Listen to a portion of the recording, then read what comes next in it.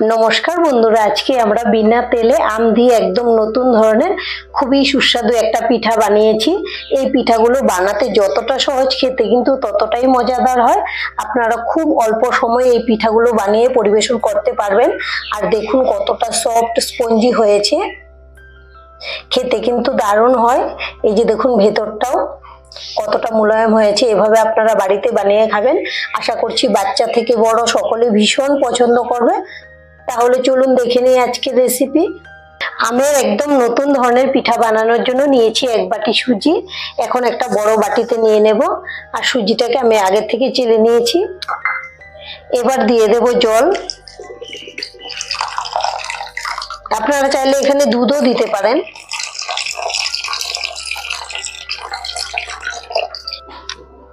একটু নেড়ে দেব। সুজিটাকে ভিজিয়ে রেখে দেবো 5 মিনিটের জন্য। এখন এটা রেখে দেব সাইডে।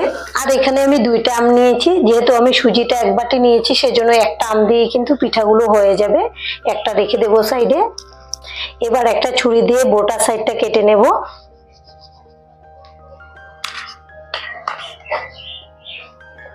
এবার সাইডগুলোকে কেটে নেব। 1 পিস আম নিয়ে নিলাম। এখন মাঝখান থেকে এভাবে একটু দাগ দিয়ে দিলাম। এবার একটা বড় চামিচ দিয়ে আমটাকে বের করে নেব।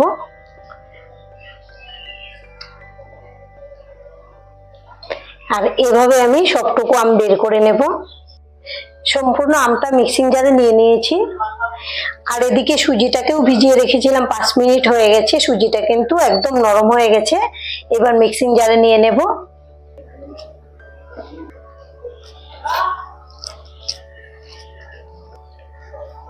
আর দিয়ে দেবো স্বাদ অনুযায়ী লবণ। যে কোনো পিঠাতে কিন্তু একটু লবণ দিলে ভালো টেস্ট হয়। আর এখানে নিয়েছি 1/2 বাটি চিনি। চিনিটাও দিয়ে দেবো। মিষ্টি আপনারা যেরকম খেতে পছন্দ করেন সেই বুঝে কম বেশি করে নিয়ে নেবেন। আর অল্প জল দিয়ে দেব। এবার ঢাকনা লাগিয়ে এটাকে খুব ভালো করে পেস্ট করে নেব। পেস্ট করে নিয়েছি, ঢাকনাটা খুলে নেব। এখন বাটিতে নিয়ে নেব। আর এখানে নিয়েছি সামান্য ময়দা। ময়দাটাকে একটা ছাঁকনিতে দিয়ে চেলে নেব। আপনারা চাইলে এখানে আটাও দিতে পারবেন। এগুলো ফেলে দেব। আর দিয়ে দেব নারকেল কোড়ানো। এই পিঠাতে হাতের কাছে যদি নারকেল কোড়ানোটা থাকে অবশ্যই দেবেন, এতে কিন্তু খুব ভালো টেস্ট হয়। এখন খুব ভালো করে মিশিয়ে নেব, যেন ময়দাটা গুটি পেকে না থাকে। খুব ভালো করে মিশিয়ে নিতে হবে। বেটারটাকে খুব ভালো করে ফেটিয়ে নিয়েছি। আর এই যে দেখুন বেটারের ঘনত্বটা এরকম হয়েছে। আর এদিকে গ্যাসে একটা ইডলি মেকার বসিয়েছি আর ভালো করে গরম করে নিয়েছি। এবার দিয়ে দেব সাদা তেল। তেলটা দিয়ে দিলে খুব তাড়াতাড়ি পিঠাটা উঠে আসবে, আটকাবে না, সেই জন্য দেওয়া। এবার একটা টিস্যু দিয়ে তেলটাকে মুছে নেব। আপনারা চাইলে ব্রাশ দিয়েও ব্রাশ করে নিতে পারেন। আর এখানে নিয়েছি 1 প্যাকেট ইনো। এটা দিয়ে দেব। আপনারা চাইলে ইনোর বদলে বেকিং পাউডারও দিতে পারেন। এখন খুব ভালো করে মিশিয়ে নেব। ইনোটা দিয়ে কিন্তু খুব বেশি দেরি করা যাবে না, সঙ্গে সঙ্গে ফেটিয়ে পিঠাগুলো বানিয়ে নিতে হবে।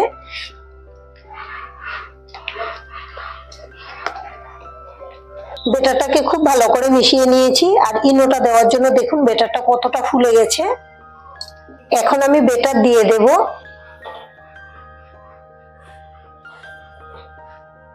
ইনো বা বেকিং পাউডার ছাড়াও কিন্তু পিঠাগুলো হবে, তবে এটা দেওয়ার জন্য কিন্তু খুব স্পঞ্জি হবে, খেতেও অনেক বেশি ভালো লাগবে। আমি সাইডের গুলো আগে দিচ্ছি, তার কারণ সাইডের গুলো হতে কিন্তু সময়টা বেশি লাগে আর মাঝেরটা খুব তাড়াতাড়ি হয়ে যায়। আর এভাবে আমি সবগুলো পিঠা দিয়ে দেব। এখন কিন্তু গ্যাসের ফ্লেমটা আমি লোতে রেখেছি। সবগুলো দেওয়া হয়ে গেল। গ্যাসের ফ্লেম একদম লোতে রেখে আমি ঢেকে দিয়েছি। 6-7 মিনিট পর এখন ঢাকনাটা খুলে নেব। এখন আমি উল্টে দেব। আর দেখুন কতটা জালিদার হয়েছে, দেখে কিন্তু বোঝাই যাচ্ছে।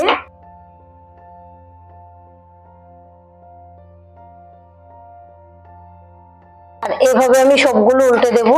সবগুলো উল্টে দিয়েছি, আবারও ঢেকে দেব যেন ওই সাইডটাও খুব ভালো করে হয়ে যায়। আরো 2 মিনিট পর ঢাকনাটা খুলে নেব।